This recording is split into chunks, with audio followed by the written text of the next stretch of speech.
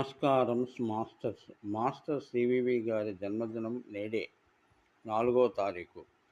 కంచుపాటి వెంకటరావు వెంకటస్వామిరావు అని ఈయన పూర్తి పేరు. కీర్తి శకము 1868 ఆగస్టు 4వ తేదీన కుంభకోణంలో జన్మించింది. వీరి తండ్రి పేరు కుప్పస్వామి అయ్యంగారు, తల్లి పేరు కామమ్మ గారు. ఈయన బుక్కు చేసినటువంటి